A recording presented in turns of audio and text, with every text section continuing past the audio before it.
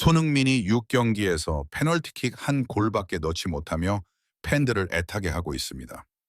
본인이 심경을 밝히지 않아 정확히 얼마나 압박감을 느끼고 있는지는 알 수 없지만 LAFC가 큰 문제 없이 훌륭한 경기력을 보여주며 개막전 연승이라는 구단 신기록까지 세웠음에도 불구하고 손흥민은 소셜미디어에 아무런 언급도 하지 않았습니다. 문득 토트넘의 위기 때문에 손흥민이 상당한 압박을 받고 있는 것은 아닌지 걱정이 됩니다. 손흥민은 지난 주말 리그 경기에서 70분 풀타임을 뛴 후 교체되었습니다. 이는 이번 주에 열리는 콘카카프 챔피언스 리그 16강 2차전 원정 경기를 대비하기 위한 조치였습니다. LAFC는 1차전 홈 경기에서 1대1 무승부를 기록하며 원정골 불리함을 안게 되었습니다. 즉, 코스타리카와의 원정 경기에서 반드시 한 골이라도 넣어야 한다는 부담감을 안고 경기에 임해야 합니다. 이는 손흥민에게도 상당히 어려운 상황일 것입니다. 알엘렌스 구단 역시 이 점을 잘 알고 있을 것입니다. 제가 걱정하는 건 상대가 투톱 수비를 펼치고 손흥민에게 거친 태클을 시도할 경우 어떻게 대처해야 할지 계속 생각하는 겁니다. 경기 전 기자회견을 보면 이 ESPN 기자가 직접적인 질문을 던졌습니다. 감독님께서 계획을 세우신 건 알지만 1차전처럼 수비적으로 내려앉아 경기를 운영하실 건가요? 아니면 손흥민처럼 공격적으로 나가실 건가요? 이에 기자회견에 참석한 미드필더 보레스는 1차전과 같은 방식으로 경기에 임할 것이라고 솔직하게 답했습니다. 경기 계획은 훈련 때 더 명확해지겠지만 1차전과 같은 믿음과 투지로 경기에 임할 겁니다. 가장 중요한 건 좋은 결과를 가져온 전략을 유지하고 자신감 있게 경기에 임하는 것입니다. 만약 보레스의 답변이 사실이라면 LAFC는 다시 한번 촘촘하게 모여있는 상대 수비를 상대로 중거리 슛만 시도할 가능성이 높습니다.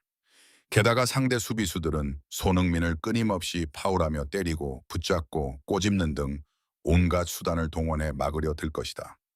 더욱이 경기가 코스타리카에서 열리는 만큼 이전보다 더욱 노골적으로 손흥민을 괴롭힐 가능성이 높다. 이런 상황에서 뭐라고 말해야 할까? 발표된 선발 라인업은 상당히 이례적이다. 4-2-3-1 포메이션을 선택했고 손흥민을 다시 한번 공격형 미드필더로 기용했다.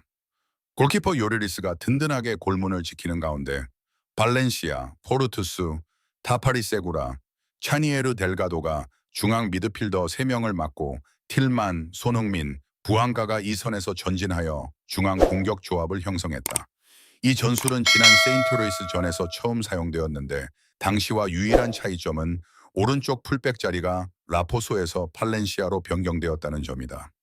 으스타키오의 부상 때문에 어쩔 수 없이 이런 포메이션을 선택한 건지 아니면 손흥민을 보호하기 위해 의도적으로 공격형 미드필더로 기용한 건지는 경기를 직접 봐야 확실히 알 수 있을 것 같습니다. 우선 지난 경기에서 손흥민이 10번 자리에서 뛸 때는 슈팅이 2번밖에 없었고 그마저도 쉽게 막혔습니다.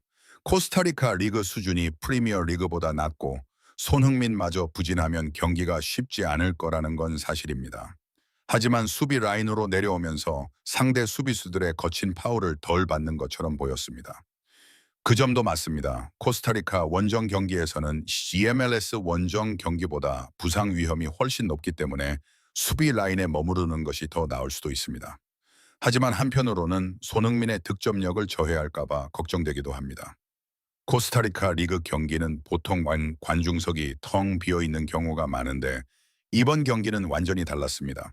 경기장이 꽉 차서 중요한 경기라는 느낌을 강하게 받았습니다.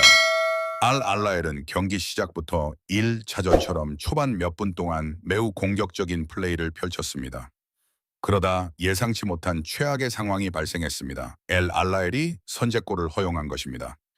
골문 앞에서 튕겨나온 공이 알라엘 선수 발 앞에 떨어졌고 헤딩 슛으로 연결되었습니다. 저는 알라엘이 탈락할 거라고는 생각도 못했기에 그저 빨리 제 페이스를 되찾기를 바랐습니다.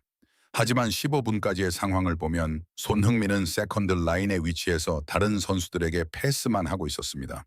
마치 38세의 노장 밀러처럼 기용하는 모습이었는데 정말 실망스러웠습니다. 맞아요. 기회를 잡았어야 할 선수가 뒤에서 패스를 해버렸죠.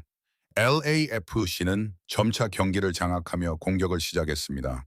이 경기에서 0대0 무승부는 LAFC의 탈락을 의미했고 1대1 무승부는 연장전으로 이어지는 상황이었습니다.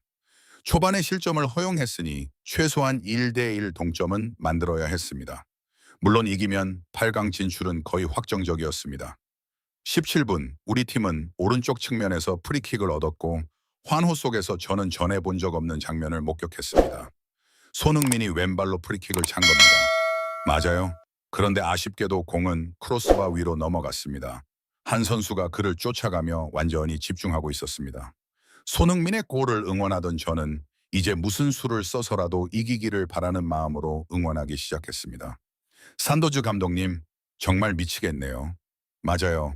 이 장면은 2021에서 2022 시즌 콘테 감독 시절을 떠올리게 합니다. 손흥민이 득점을 올리며 좋은 활약을 펼칠 때 갑자기 전술을 바꿔 그를 고립시켰던 것처럼 말이죠. 맞습니다. 현 감독은 지난 시즌의 막강한 공격력을 완전히 무너뜨렸습니다. 손흥민은 아주 좋은 위치에서 프리킥을 찼지만 수비벽에 막혔습니다. 손흥민의 슛에 머리를 맞은 선수는 뇌진탕 증세를 보여 경기가 잠시 중단되기도 했습니다. 코스타리카 팬들의 열광적인 분위기 속에서 LAFC는 절망에 빠진 듯 보였고 전반전은 0대0 무승부로 끝났습니다. 3년 전만 해도 이런 상황에서 3골을 터뜨렸던 LAFC가 이제는 냉혹한 현실에 직면하고 있는 것입니다.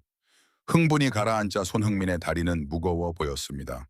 후반전 시작 5분 후 결국 피할 수 없는 일이 벌어졌습니다. 요리스의 프리킥이 중앙의 손흥민 바로 앞에 정확히 떨어지면서 역습의 시작을 알렸다. 손흥민은 전속력으로 질주했지만 6명의 수비수에게 둘러싸였다. 그럼에도 불구하고 손흥민은 멈추지 않고 계속 달렸다. 하지만 손흥민을 마크하던 선수가 방해를 했다. 그를 잡지 못한 선수는 손흥민에게 파울을 범했고 손흥민은 넘어졌다. 더 이상 참지 못한 손흥민은 곧바로 상대 선수에게 달려들어 충돌했다. 양팀 선수들이 둘을 떼어놓으려 했지만 심판은 두 선수 모두에게 옐로 카드를 주었다. 그러나 손흥민의 폭발적인 반응은 팀의 불을 지폈다. 골문 가까이로 연결된 긴 패스가 상대 수비진의 허를 찌르며 기회를 만들었고 오르다는 동점골을 터뜨렸다. 모든 것이 순식간에 일어났다. 그렇다. 이제 경기는 연장전으로 갈 수도 있다. 하지만 이것을 너무 긍정적으로만 볼 수는 없다. 이번 주말에 경기가 있는 상황에서 이런 식으로 연장전까지 가는 건 팀에 큰 타격이고